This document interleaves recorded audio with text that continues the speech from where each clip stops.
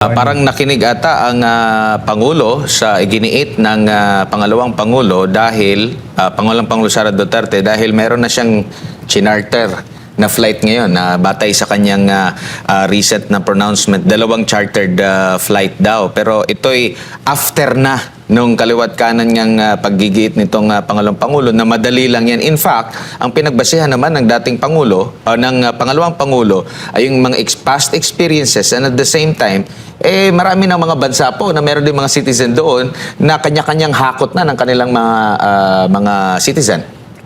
Tignan natin mabuti. Kung dalawang chartered flights yan, ilan ang laban ng isang eroplano? Palagay mo na 500, di 1,000 Pilipino lang yan. Daan-daan libo yung tao natin doon eh. Kaya tingin ko pag-isipan nilang mabuti ang pagkuha ng mga eroplano. Ilang flights ang kailanganin mo kung talagang gusto mo ilipat. At pagdating dito sa atin, ano ang dadatnan nilang kabuhayan? Yan ay pinag-aaralan, no? Maganda yung ginagawa ni Vice President kasi baka natatauhan na yung ating Pangulo. Kasi Vice President siyang nagsasalita eh.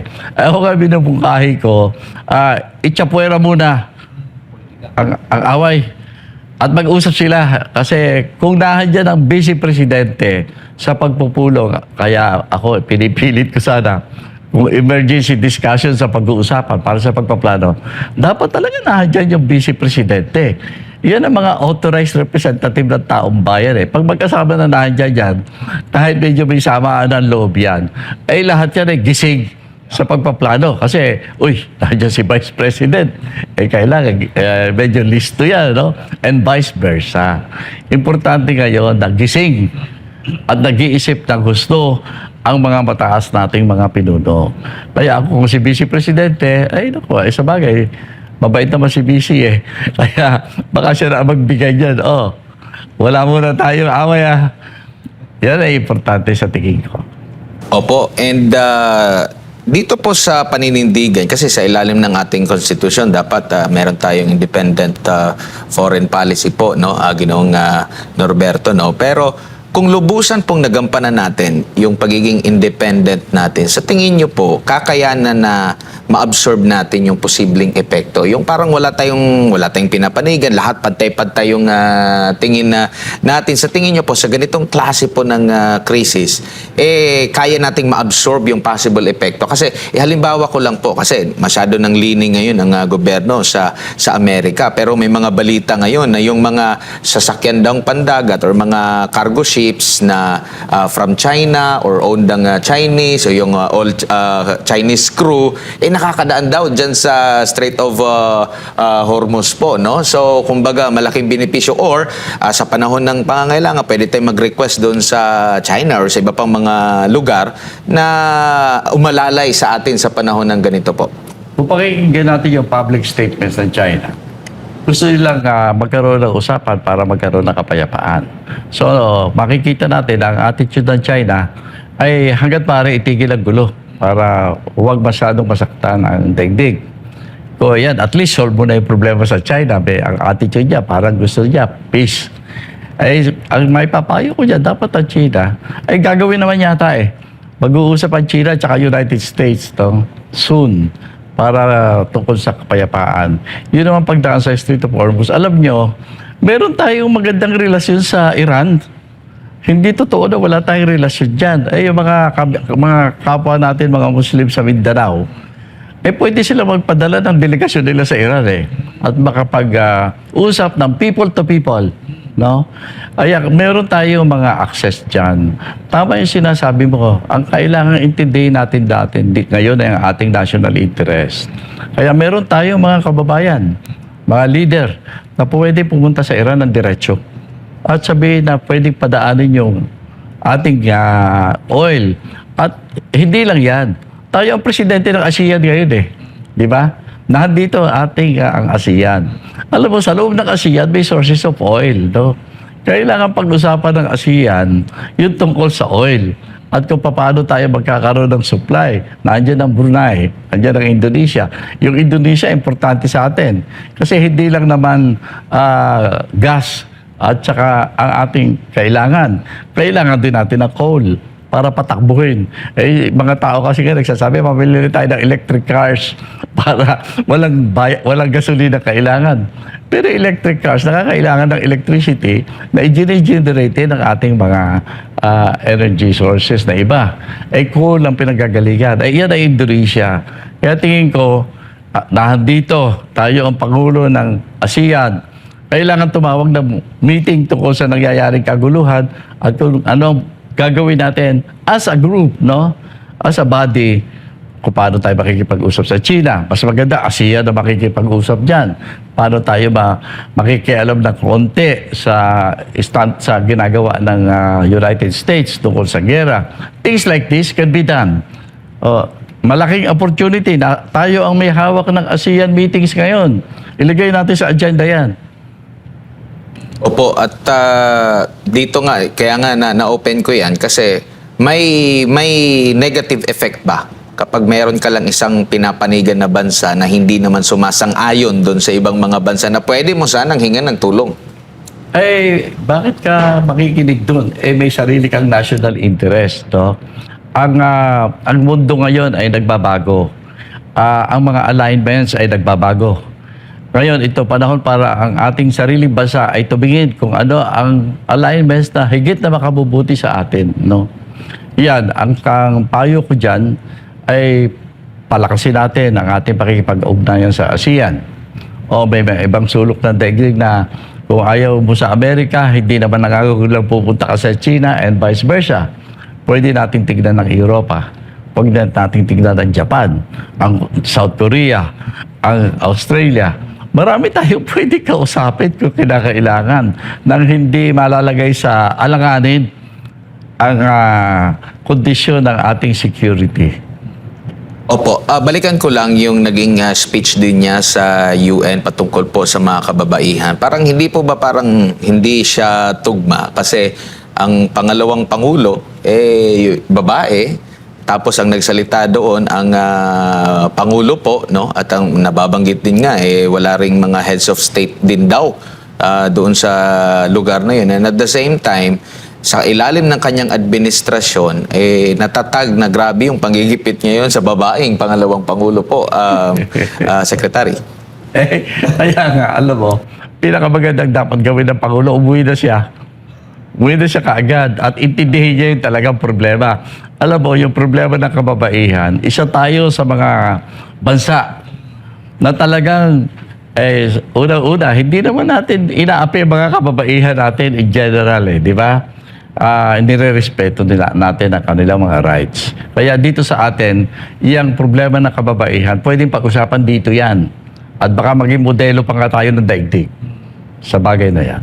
Opo, dito naman po sa ating national security na usapin po, kasi marami pong mga analyst na nagsasabi na tila mensahe itong ginagawa ng Estados Unidos sa kanyang mga katunggaling bansa na pwede naming gawin ito, may kaya naming gawin na ito, parang mensahe, like alam naman natin ng mga katunggaling bansa ng Estados Unidos, andyan yung Russia, andyan din po yung China, at hindi rin po nawawala doon sa senaryo yung involvement ng Estados Unidos sa sariling conflict between China at Taiwan po.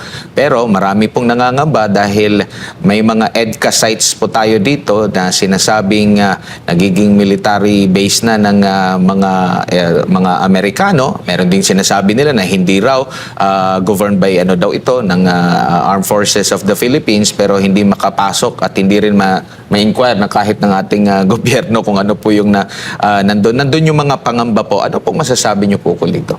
Alam niyo, ang malungkot, isa lang tayong maliit na bansa at hindi masyadong nire-respeto ng mga malalaking bansa.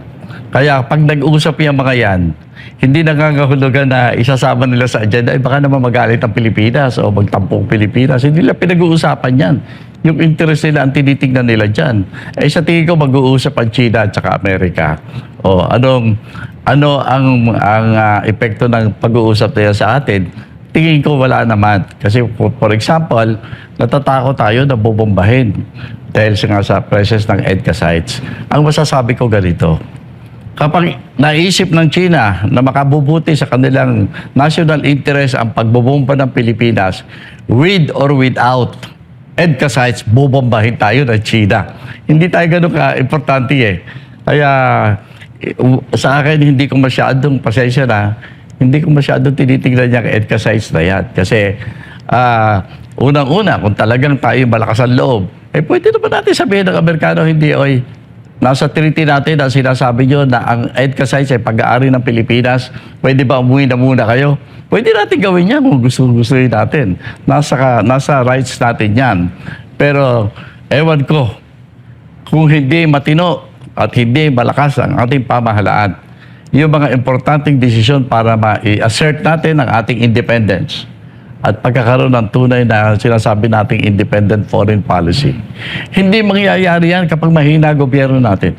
Pero sa tingin ko, pinaka-importante na ating pagtuunan ng pasin, ayusin at palakasin ang ating sariling pamahalaan. Ang ating sariling depensa dapat nililigyan natin. Napakahirap sa lahat yung sitwasyon natin ngayon. Yung sinasabi mo na nag-away ang China at Amerika, baka masabi tayo dyan. Talagang masasabi tayo eh. Kasi pag tinignan mo ang ating preparasyon, napakakuan tayo eh. Ang ginagawa nating depensa yung maghintay ng tulong ng Amerikano. Wala tayong ginagawang paghahanda na para ipakita na kahit papaano, kahit kaliit, gaano kahirap ang bansang Pilipinas, mayroong paghahanda na ginagawa kung sakasakalit sila'y makitang nag-iisa na lang sa mundo at kailangan ipagtanggol ang ating sovereignty. Wala tayong ganun eh. Dapat gawin natin yan. Opo, dito naman po sa stand ng Pilipinas, needed ba na maglabas din ng pahayag ang Pilipinas in support na matigil na ang giyera dyan po sa gitnang silangan? O dahil masyado tayong kaalyado ng Estados Unidos, hirap sa gobyerno natin na ganun yung magiging statement po. In fact, ang G7, yung mga mayayamang mga bansa, talagang pati sila nagkakaroon na rin ng mga pagpupulong para nga po dito maibsan yung epekto. In fact, sa Amerika, nagtanong ako doon na secretary, tumaas na rin po yung presyo ng kanilang produktong petrolyo po doon mismo. So, kumbaga, napaka-massive ng epekto nitong krisis dyan sa gitnang silangan po. Talagang malaki. Kaya nga sabi ko, samantalahin natin na ang ASEAN sa ngayon ay hawak ng Pilipinas ang pagkapangulo dyan. Maiaayos natin ang agenda ng ASEAN kasi pwede nating sabihin dyan. Ang importante, yung sinasabi tungkol sa kapayapaan dito sa area natin, yan ang number one na dapat i-priority natin na sana ang giyera hindi makarating sa ating region. Kasi pag dumating sa region natin yan, isa sa mga pinakawawang bansa, pag nangyari yan, ay ang Pilipinas. Opo. Dito naman po sa Secretary, yung epekto nito sa atin pong ekonomiya. So pag mga ganitong mga panahon, mas lalong walang, hindi, kumbaga parang yung pagkakahimok ng mga investor na mamuhunan, parang negative na yan, lalo na sa ating bansa. Pero even before pa nitong krisis sa gitnang silangan, ganyan na po yung senaryo. How much more ngayon po sa panahon na ito ng krisis? Talagang walang pupunta dito sa Pilipinas ngayon. At saka, alam mo, pati nga yung ating constitution pag tinitignan mo, basahin pa lang ng mga investor dito yung nasa constitution natin tungkol sa mga investor, hindi na papasok sa Pilipinas. Maraming pagbabago tayong dapat gawin dito sa liderato ng ating gobyerno dahil hindi tinutuunan ng pansin yung mga importante tingnan mo mga pinagtatalunan natin ngayon, di ba? Hindi ko na iisa-isahin, baka humaba pa. Pero ang pinakaugat ng hindi natin pagiging handa para matugunan ang mga problemang hinaharap ng mundo at hinaharap natin ay yung meron tayong maling pamahalaan. Hindi tama yung hindi tugma sa problema ng mundo at ng ating sariling bayan ang klase ng pamumuno na umiiral dito sa bayan natin ngayon. Opo, huli na lang siguro na topic patungkol pa rin po sa ekonomiya kasi ang utang natin nasa 18.17 trillion pesos na po. posibleng tumaas pa yan, lalo na ngayong panahon po ng krisis. Tapos andyan din yung mga panawagan na tanggalin yung excise tax, no, sa langis. At sabi naman ng Department of Finance, isang pagdinig dyan po sa Kamara, nasa at least 136 billion pesos daw po ang posibleng mawala o kita o di kay hindi na manakaw ng mga tiwali sa gobyerno po. 136 billion po yan kung mag-uumpisa ng Mayo ang paglilift po ng excise tax po.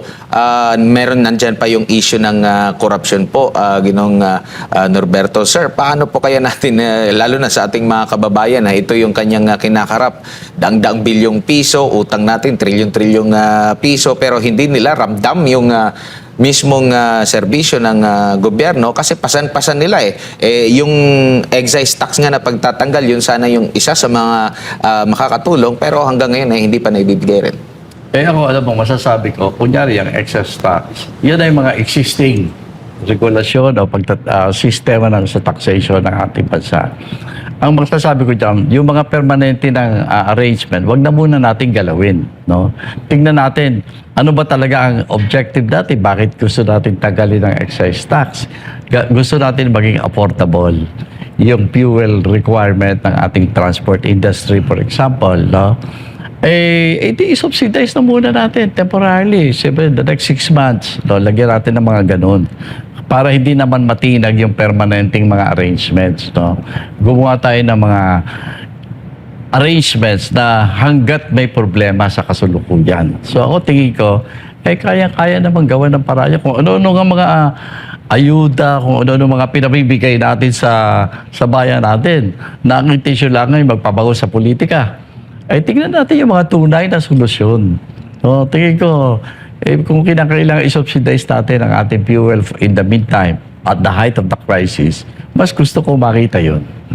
Opo. Siguro, Secretary, huling mensahe na lamang at saka may isa pang katanungan din mula sa akin. Ito bang giyera dyan po sa Middle East sa pagitan ng UN, Israel at versus Iran ay tatagal pa?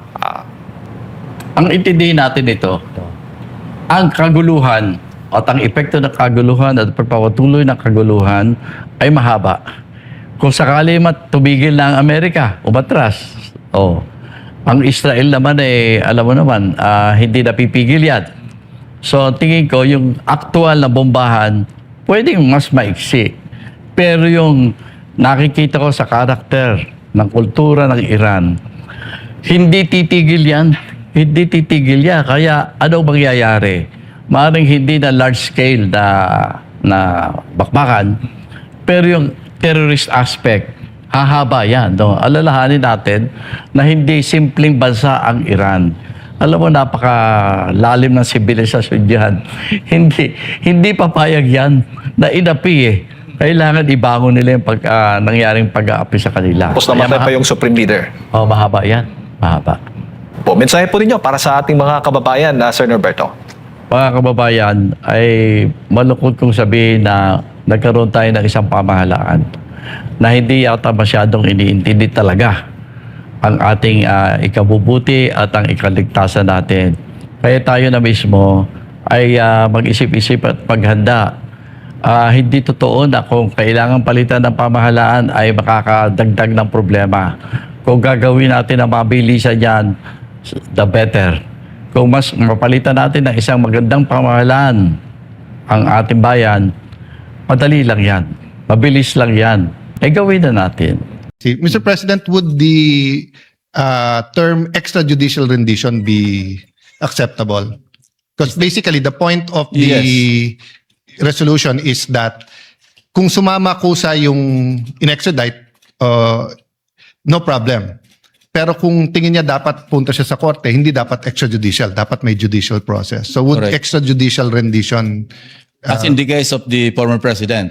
I'm amendable to taking out that paragraph because I want to look at this prospectively. I think there will be some political color if we Yes. talk about what happened in the past. And besides, Mr. President, that case is with the Supreme Court. So the bottom line of this resolution is that if for whatever reason, a mistaken identity, sinasabi ng tao, hindi ako yan, sinasabi ng tao, he's innocent or wala tayong treaty doon, he can run to court before he is removed from the country. It'll be a privilege to answer questions from the very important pro temp VIP. This is more of a manifestation of support rather than interpellation. However, Mr. President, with the permission of the distinguished minority leader, I would like to be clarified first on the definition of extraordinary rendition. How would you define in your own terms, extraordinary rendition? Medyo matapang lang po, natatapangan ako doon sa extraordinary rendition. At the proper time, maybe I can introduce some amendments to just soften the language used. Actually, Mr. President, I had the same reaction when my staff showed me the draft because some of them have exposure in international law. So, vis-a-vis ordinary rendition. So, ordinarily, a local court issues the warrant, and then if there's an extradition request, then based on the extradition request, it's given to a local court. The local court will then issue its arrest warrant and then would allow the extradition. But for countries who allows extraordinary rendition, so some countries do not allow. For example, Venezuela, pero kinuha pa rin yung leader nila. So I think that was the intent to just emphasize that if it's not an extradition request, it will be a extraordinary rendition of arresting and what's the better word, of exporting or of extraditing a Filipino. Yeah, I have a definition of extraordinary rendition. Refers to the transfer of a person, usually a suspected terrorist or criminal, from one country to another without formal legal procedures, often to a country where the person may be interrogated outside normal judicial safeguards.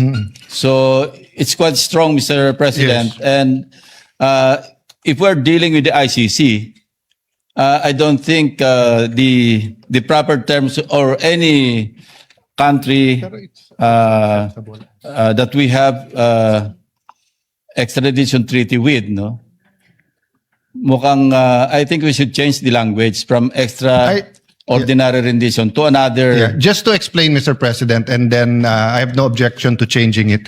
It is really used by defense lawyers, not only in the ICC, but other courts, when someone is taken from their country and brought to the international courts without first passing the local courts. But as you said, Mr. President, it's not only kasi may connotation by Yes. denotation. So I would be amendable to protect all Filipinos from extradition, but extradition in the general sense, not in the extradition defined in our law vis-a-vis. The complication here, Mr. Why President. not just use the rendition? Because rendition simply means handing over a suspect to another jurisdiction, whether it's another country or an international court. I remember, Mr. President, in the Anti-Terrorism Act which I sponsored, there's a provision there prohibiting extraordinary rendition because we are referring to a terrorist. Kasi ang connotation, pagka sinabing extraordinary rendition, parang kinindap ng CIA, tas dadalhin sa kanila para interrogate Yes. without going through the normal judicial processes. Point is well taken, and I see. Mr. President, would the term extrajudicial rendition be acceptable? Because basically, the point of the resolution is that kung sumama kusa yung in-extradite, no problem. Pero kung tingin niya dapat punta siya sa korte, hindi dapat extrajudicial, dapat may judicial process. So would Correct. extrajudicial rendition As in the case of the former president. I'm amendable to taking out that paragraph because I want to look at this prospectively. I think there will be some political color if we Yes. talk about what happened in the past. And besides, Mr. President, that case is with the Supreme Court. So the bottom line of this resolution is that if for whatever reason, a mistaken identity, sinasabi ng tao, hindi ako yan, sinasabi ng tao, he's innocent or wala tayong treaty doon, he can run to court before he is removed from the country. Yun lang naman po Thank ang you, Mr. intention, President. Maybe we can, we can use extrajudicial rendition. Because if the person arrested by the custodial state will not go through the local court, at least for authenticity. My next question, Mr. President, is: are you familiar with the Article 59 of the Rome Statute? Yes, Mr. President. It's very clear here, no? In, I'll just read for the record some of the salient provisions here. No? kailangan domestic. Number one, a state party which has received a request for provisional arrest or for arrest and surrender shall immediately take steps to arrest the person. That's a given. No? Number two, a person arrested shall be brought promptly before the competent judicial authority in the custodial state, which shall determine in accordance with the law of that state that the warrant applies to that person, the person has been arrested in accordance with the proper process, and the person's rights have been respected. No? Meron pa nga rito na the person arrested shall have the right to apply to the competent authority in the custodial state for interim release. Pwede pa nga mag-request ng interim release eh. But of course, pag ginrant yung interim release, the custodial state will have to inform the ICC or the International Court. So it's very clear even in the Rome Statute na hindi pwede yung basta pagka-aresto, diretso sa aeroplano para i-deliver. Yes. And it's the Rome Statute. It's I agree with your interpretation, Mr. President. Not only as a senator but as the former chief PNP. Ang point ko lang kasi dito, Mr. President, in the previous constitutions, the Constitution allowed other authorities to issue warrant of arrest. But in the 87 Constitution, it's very clear, it's only a judge.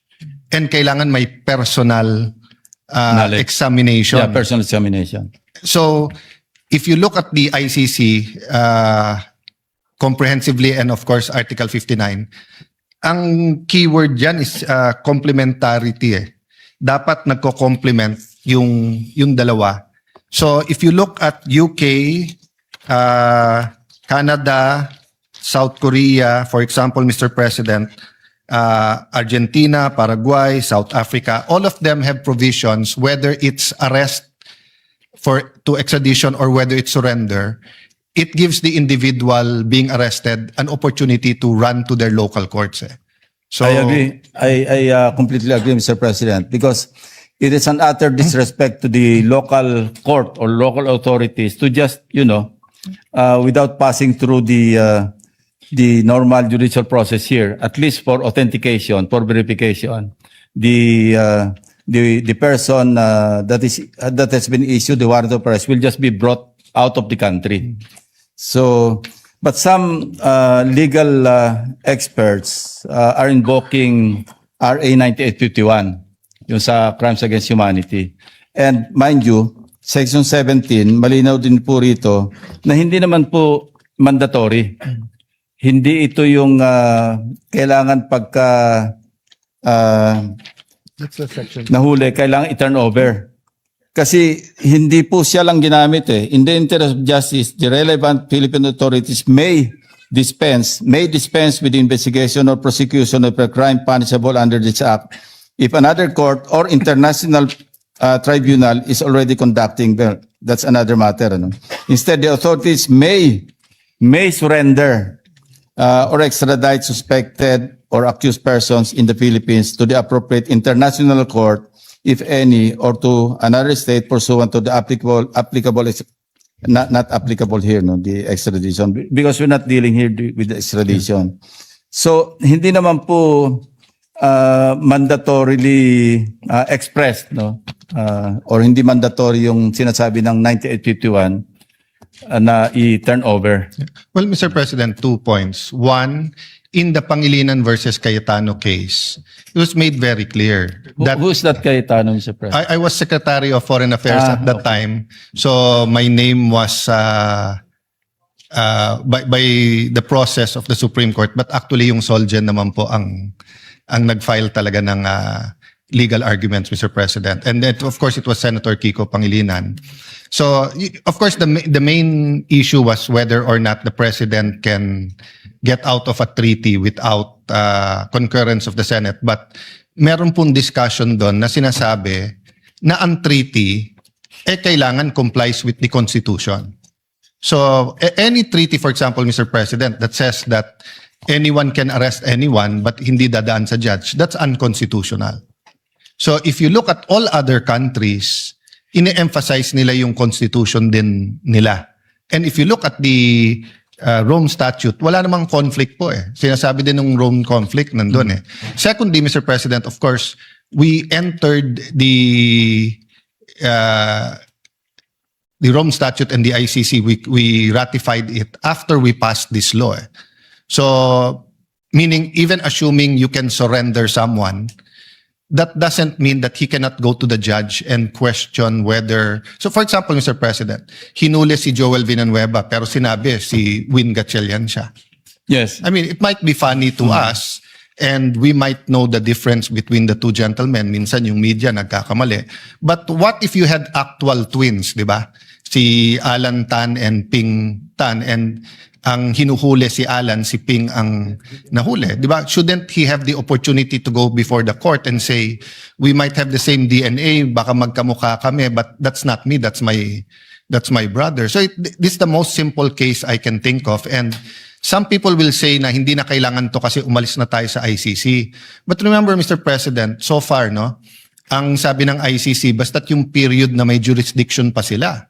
So kung bigla tayong may nakitang mass grave dito at pinagbintangan yung ibang leader ng ibang insurgency, pwede na lang silang damputin. Or for example, sa Marawi, what if someone shows the ICC certain footages na hindi kompleto at pinalabas ay may binomba na eskwelahan or ospital at crimes against humanity to or war crimes to? Will we not allow our generals to go to our court muna? I mean, that's one reason the United States and China, Russia have not ratified or have not joined the ICC because nga of the wartime actions of their military. But in our context, Mr. President, recently, even just former Justice Secretary Aguirre was named dun sa co-conspirator. Ang lapit na ho sa presidente nun kasi alter ego na yon eh. So for example, no, and I hanga ako sa tao na to, no, but and there's no imputation of anything to him, but for example, Mr. President, Secretary Anyo is now our national Security advisor, but he was DILG during Marawi.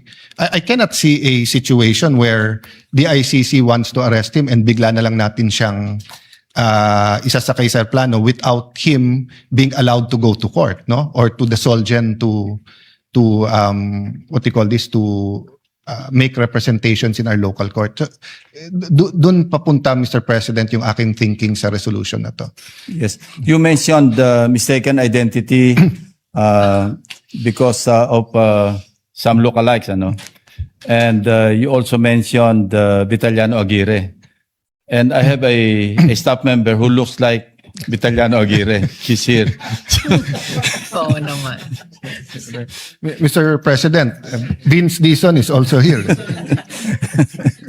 So, talagang totoo yung sinasabi nyo. Kailangan talaga dumaan sa local court para man lang ma-authenticate yung real identity ng person who is subject of a warrant of arrest. No? And are you also familiar with Article 89 of the Rome Statute?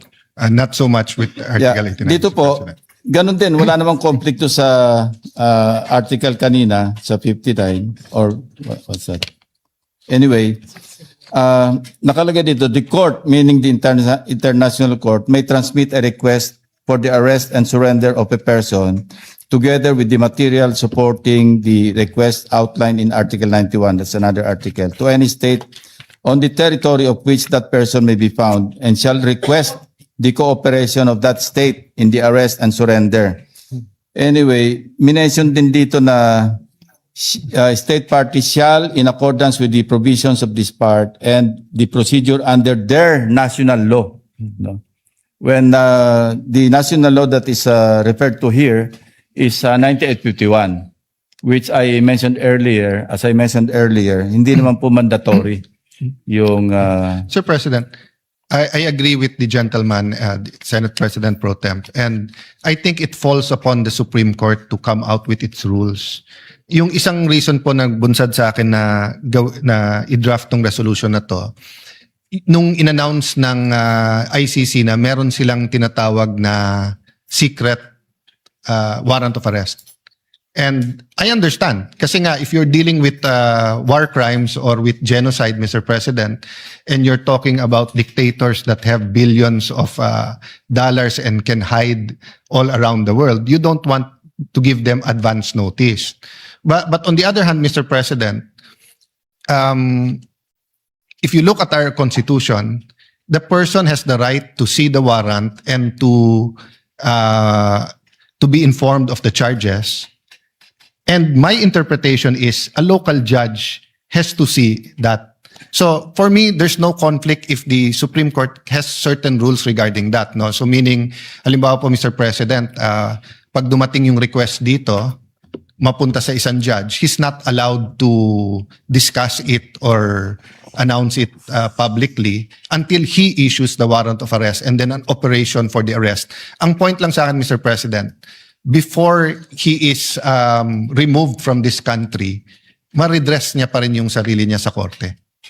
Yeah. Thank you, Mr. President. And as I mentioned earlier, I fully support this Senate resolution, of course, subject to style, Yes, based thank on you, what Mr. we have agreed earlier.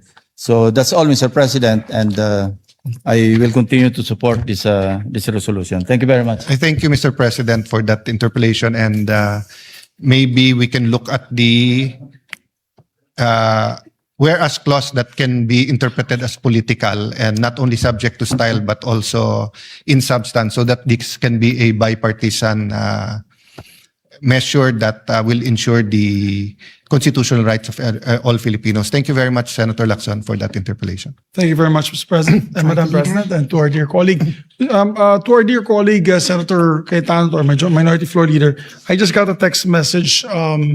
There's just some proposed amendments. There are no longer any more interpellations, so maybe we can close the period of interpellation. And on Monday, I believe the Senate President would like to propose amendments together with Senator Lacson and Senator Kiko Pangilinan as well. Yes. So if it's all right, we can close the period of interpellation. For And the Mr. moment. President, our staff can also Work together. discuss so that we can consult everyone and reword it. I think it's a good day and a good opportunity to just clarify this. And may I just emphasize again, in the end, unless kasi we amend this Republic Act or come up with a new law, which will take time, it really falls, this is really a sense of the Senate. And I think one of the addresses will really be the Honorable Supreme Court. They did come out with rules for extradition. But I think there was a statement that it might not be applicable to rules of surrender under this RA. So maybe some clarity will come out of it. Yan ang banatero, walang inuurungan. Pag tama palakpakan, pag mali ay babanatan.